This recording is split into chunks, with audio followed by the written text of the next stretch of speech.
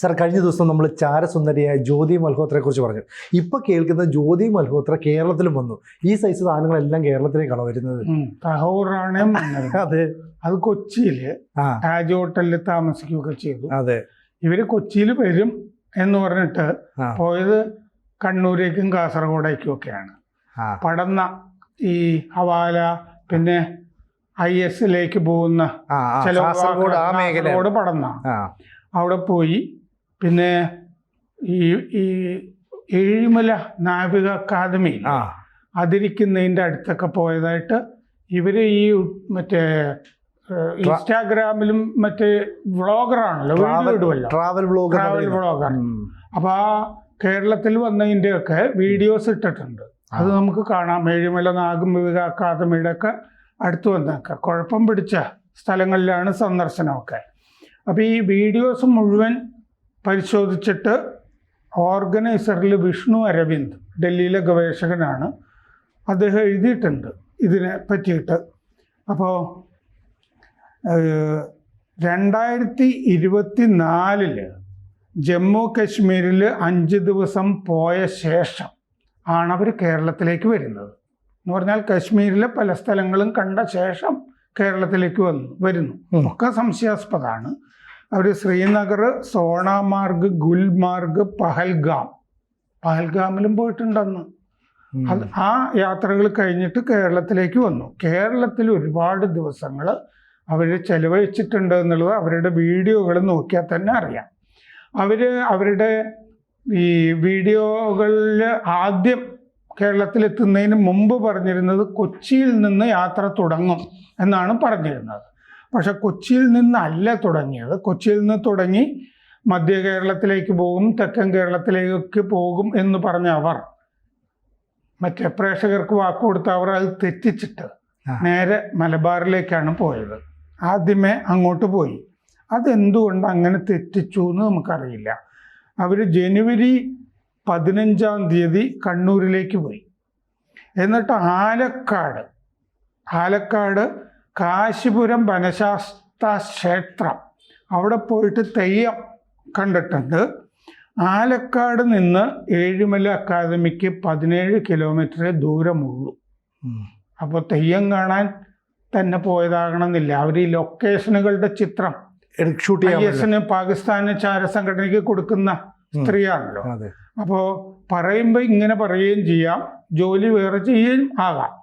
കാരണം അവർ സാധാരണഗതിയിൽ ഏതെങ്കിലും ഒരു സ്ഥലത്ത് പോയാൽ നിരന്തരം വീഡിയോസ് വന്നുകൊണ്ടിരിക്കും. ഇന്നിവിടെ, നാളെ, മറ്റന്നാൾ. പക്ഷെ കേരളത്തിൽ വന്ന വീഡിയോസ് അങ്ങനെയില്ല. 5-6 ദിവസത്തെ ഗ്യാപ്പൊക്കെ ഉണ്ട് 2 വീഡിയോകൾ തമ്മിൽ. പടന്നയിൽ നിന്ന് 30 മിനിറ്റ് സഞ്ചരിച്ചാലും അവിടെ എത്താം ഈ പറഞ്ഞ സ്ഥലത്ത്. പടന്നയിൽ നിന്നാണ് ഈ 11 യുവാക്കൾ IS ചേരാനായിട്ട് മുമ്പ് പോയിരുന്നത്, സിറിയയിലേക്കൊക്കെ പോയത്. പിന്നെ ഹവാല ട്രാൻസാക്ഷൻ്റെ ഒക്കെ ഒരു കേന്ദ്രമായിട്ട് അറിയപ്പെടുന്നതാണ് അത്. ഇവര് ജനുവരി 20 ഈ കേരള വീഡിയോസ് ഇൻസ്റ്റാഗ്രാമിൽ ഇട്ടിട്ടുണ്ട്. ജനുവരി 20 ഒരെണ്ണം. അതിനുശേഷം ഈ ആലക്കാട് വീഡിയോ വരുന്നത് 25 5 ദിവസം കഴിഞ്ഞിട്ട്. 5 ദിവസത്തെ ഗ്യാപ്പുണ്ട്. ആ ഗ്യാപ്പ് സംശയാസ്പദമാണ്.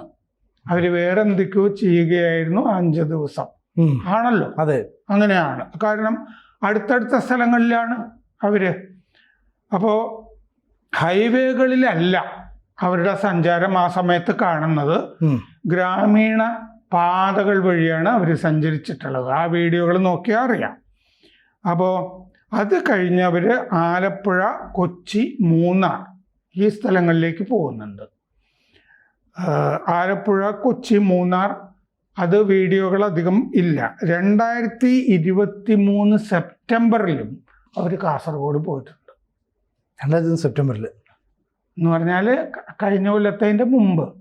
അപ്പോൾ കേരളത്തിൽ മുമ്പും വന്നിട്ടുണ്ട്. അതും കാസർഗോഡ് തന്നെ മുമ്പും വന്നിട്ടുണ്ട്. അപ്പോൾ അന്ന് തെയ്യം ഒന്നും കാണാൻ പോയിട്ടില്ല 2023 സെപ്റ്റംബറിൽ കാസർഗോഡ് വന്നപ്പോൾ. അപ്പോൾ കേരളത്തിൽ വന്ന് ഒരു റൗണ്ട് കഴിഞ്ഞിട്ടാണ് അവർ പാകിസ്ഥാനിലേക്ക് പോയിരിക്കുന്നത്. കേരളത്തിൽ വന്നു, ഇവിടെയുള്ള അവർക്ക് വേണ്ടപ്പെട്ട ആളുകളെയൊക്കെ കണ്ടു. അത് കഴിഞ്ഞ് പാകിസ്ഥാനിലേക്ക് പോയി. പാകിസ്ഥാനിൽ പോകുന്നതിന് മുമ്പ് അവർ പ്രയാഗ്രാജിൽ കുംഭമേളയ്ക്ക് പോകുന്നുണ്ട്. കുംഭമേളയിലും കുറച്ച് പ്രശ്നങ്ങൾ ഉണ്ടായിട്ടുണ്ട്. അതെ, കുംഭമേളയ്ക്ക് പോയി. അത് കഴിഞ്ഞ് അവർ പറയുന്നതനുസരിച്ചിട്ടാണെങ്കിൽ അവർ ഈ പാകിസ്ഥാൻ മറ്റേ പഞ്ചാബിലെ മുഖ്യമന്ത്രിയില്ലേ മറിയം നവാസ് ഷെറീഫിന്റെ മോള് മറിയം നവാസ് ഷെറീഫിനെ കണ്ടതായിട്ട് പറയുന്നുണ്ട് അവര്. അപ്പോൾ അങ്ങനെ കാണാൻ വേണ്ടി ആ ഡൽഹിയിലെ പാകിസ്ഥാൻ ഹൈക്കമ്മീഷനിലൊരു വലിയ സുഹൃത്തുണ്ടല്ലോ അവർക്ക്, അയാളുടെ കൂടെ ഇന്തോനേഷ്യയിലേക്കൊക്കെ പോയിട്ടുണ്ടെന്ന് നമ്മൾ ഇന്നലെ പറഞ്ഞില്ലേ, യാത്ര പോയിട്ടുണ്ട്. നമ്മൾ ഹൈക്കമ്മീഷനിൽ നിന്ന് പഹൽഗാം ആക്രമണത്തിന് പിന്നാലെ പുറത്താക്കിയ ഡാനിഷ്. അപ്പോൾ അയാള് സഹായിച്ചിട്ടുണ്ട് ഈ മറിയം നവാസിനെ കാണാൻ വേണ്ടി എന്നാണ് നമ്മൾ കാണേണ്ടത്. ഇവരുടെ കൂടെ ഒഡിയയിൽ നിന്നുള്ള യൂട്യൂബർ പ്രിയങ്ക സേനാപതിയും ഉണ്ടായിട്ടുണ്ട് പാകിസ്ഥാനിലേക്ക് പോകുമ്പോൾ. അപ്പോൾ ജ്യോതി പാകിസ്ഥാനിൽ കണ്ട IS പ്രവർത്തകർ അലി ഇഹ്വാൻ, ഷക്കീർ, റാണ ഷഹബാസ് 3 പേരെ കണ്ടതായിട്ട്. അത് ഈ ഡാനിഷ് മുട്ടിച്ചു കൊടുക്കുന്നതാണ്, ഹൈക്കമ്മീഷനിലെ ഉദ്യോഗസ്ഥനായിരുന്ന ആള്. അപ്പോൾ പക്ഷെ ഇവരെ മൊബൈലിൽ സേവ് ചെയ്തിരിക്കുന്നത് വിചിത്ര പേരുകളിലാണ്. അത് നമ്മൾ ഇന്നലെ വിചിത്രമായ ഒരു പേര് ഇന്നലത്തെ ചർച്ചയിൽ പറഞ്ഞിരുന്നല്ലോ. പിന്നെ ഇവർ ഇന്തോനേഷ്യ, ബംഗ്ലാദേശ് ഈ 2 സ്ഥലങ്ങളിലേക്കും പോയത് ഈ ഡാനിഷിൻ്റെ കൂടെയാണ്, മറ്റേ ഡൽഹിയിലെ പാകിസ്ഥാൻ ഹൈക്കമ്മീഷനിൽ ഉണ്ടായിരുന്നത്. അപ്പോൾ ഈ ഡാനിഷിൻ്റെ ശരിയായിട്ടുള്ള പേര് എഹ്സാൻ ഉർ റഹീം എന്നാണ്. ആയിട്ട് വളരെ അടുത്ത ബന്ധം എന്ന് പറഞ്ഞാൽ അയാൾ വേറെ സ്ത്രീകൾക്കും ഒരു 2 വിധവകൾക്കും വിവാഹ വാഗ്ദാനം കൊടുത്തിരുന്ന കാര്യമൊക്കെ നമ്മൾ ഇന്നലെ പറഞ്ഞിരുന്നു കഥകൾ. അവര് പാകിസ്ഥാനിലെ ചാരന്മാർക്ക് എഹ്സാൻ ഉർ റഹീം അഥവാ ഡാനിഷ് ആണ് ജ്യോതി മൽഹോത്രയെ പരിചയപ്പെടുത്തിയിട്ടുള്ളത്. അപ്പോൾ ഈ മാസം ആദ്യമാണ് എഹ്സാനെ ഇന്ത്യ പുറത്താക്കിയത് ഹൈക്കമ്മീഷനിൽ നിന്ന്. അപ്പോൾ വാട്സാപ്പ്, ടെലഗ്രാം, സ്നാപ്ചാറ്റ് ഇതിലൊക്കെ ഇവർ ഈ ചാരന്മാരെ, പാകിസ്ഥാനിലെ ചാരന്മാരെ, ഈ ഒരാളെ സേവ് ചെയ്തിരിക്കുന്നത് ജാട്ട് റൺദാവ എന്നുള്ള പേരിലാണ്. നമ്മളിപ്പോൾ ചാരന്മാരുടെ പേര് പറഞ്ഞല്ലോ, അതിലൊരാളെ ജാട്ട് റൺദാവ എന്നാണ് സേവ് ചെയ്തിരിക്കുന്നത്. 3 തവണ അവർ പാകിസ്ഥാനിൽ പോയിട്ടുണ്ട്. ഇന്ത്യൻ ലൊക്കേഷനുകളുടെയൊക്കെ ചിത്രം എടുത്ത് അയച്ചു കൊടുക്കുക എന്നുള്ളതാണ് ചെയ്തുകൊണ്ടിരുന്നത്. ഒരു ചാരനുമായിട്ട് ബാലിയിലും ഇന്തോനേഷ്യയിലും പോയതായിട്ട് വിവരമുണ്ട്. അപ്പോൾ ഈ ഹരിയാനയിലും പഞ്ചാബിലും പടർന്നു കിടക്കുന്ന ഒരു ചാരശൃംഖലയിലെ ഒരു കണ്ണിയായിരുന്നു ഇവർ. 6 പേരെയാണ് ആകെ അറസ്റ്റ് ചെയ്തിരുന്നത്. അതിൽ 32 വയസ്സുള്ള വിധവ ഗൊസാല, അവർക്കാണ് ഈ ഡാനിഷ് വിവാഹ വാഗ്ദാനമൊക്കെ കൊടുത്തിരുന്നത്. അവരെയും അറസ്റ്റ് ചെയ്തിട്ടുണ്ട്. വാട്സാപ്പിൽ നിന്ന് ടെലഗ്രാമിലേക്ക് മാറാനായിട്ട് അവരെ പ്രേരിപ്പിച്ചിരുന്നു ഈ ഡാനിഷ്. ഈ മാർച്ച് 7 അവർക്ക് 10,000 രൂപ അയച്ചു ഫോൺ പേ വഴി. 20,000 രൂപ മാർച്ച് 23 ഗൂഗിൾ പേ വഴി അയച്ചിട്ടുണ്ട്. 10,000 രൂപ അവർ പലർക്കായിട്ട് വിതരണം ചെയ്തിട്ടുണ്ട്. 1,800 രൂപ, 899 രൂപ, 699 രൂപ, 3,000 രൂപ എന്നിങ്ങനെ.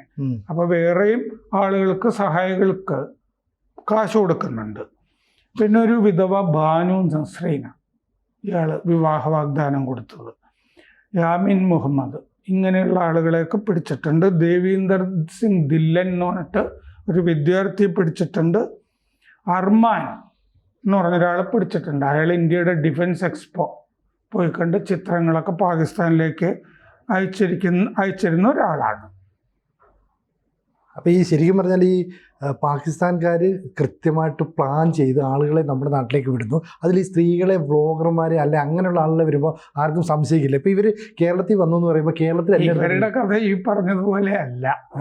കാരണം എന്താണെന്ന് വെച്ചാൽ ആരും സംശയിക്കില്ല എന്നുള്ളതല്ല, ഇവർ ഈ വീഡിയോകൾ അപ്ലോഡ് ചെയ്തില്ലേ, അത് തന്നെയാണ് അവർക്കെതിരായത്. അവർ തന്നെ അവരുടെ ശത്രുവായി എന്നുള്ളതാണ് റിപ്പോർട്ടുകളിൽ സ്വയം അവർ പിടികൊടുക്കപ്പെട്ടു എന്ന് പറഞ്ഞ രീതി. അല്ല സാറേ, അപ്പോൾ ഈ പറയുന്ന ഈ കാരണം അവർ പോകുന്നത് പാകിസ്ഥാനില്.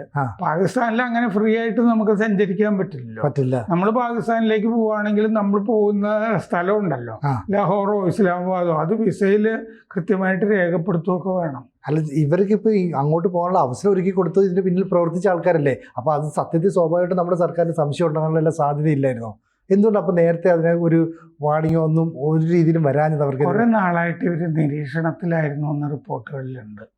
ഇങ്ങനെ യാത്ര പോകുന്നവരും ഒക്കെ, കാരണം വിസ എടുക്കുന്നുണ്ടല്ലോ, ഉണ്ട്. അപ്പൊ നോട്ടപ്പുള്ളികളാവും. ഈ ചാരശൃംഖലയും ഒക്കെ ഈ 6 പേരും ഒക്കെ നോട്ടപ്പുള്ളികളായതുകൊണ്ടാണല്ലോ ഒന്നിന് പിന്നാലെ ഒന്നായിട്ട് അറസ്റ്റ് ചെയ്യുന്നത്. സാധാരണഗതിയിൽ ഇവരെന്തൊക്കെയാണ് ഈ പാകിസ്ഥാന് കൊടുക്കുന്നത് എന്നുള്ളതും കൂടി നിരീക്ഷിച്ചുകൊണ്ടിരിക്കും. അതുകൊണ്ടാണല്ലോ ഇയാൾ ഈ വാട്സാപ്പിലേക്ക് നിങ്ങൾ പോകണം എന്ന് പറയുന്നത്. അത് എൻക്രിപ്റ്റഡ് ആണല്ലോ. അതെ, ഈ സെൻഡ് ചെയ്യുന്ന ആൾക്കും റിസീവറും അല്ലേ, അവർക്ക് മാത്രമല്ലേ ഇത് കിട്ടുള്ളൂ. ഇടയ്ക്ക് നമുക്കിത് ഇന്റർസെപ്ഷൻ പറ്റില്ലല്ലോ. അതാണ് അയാള് ഇവരെയൊക്കെ ഉപദേശിച്ചുകൊണ്ടിരുന്നത്.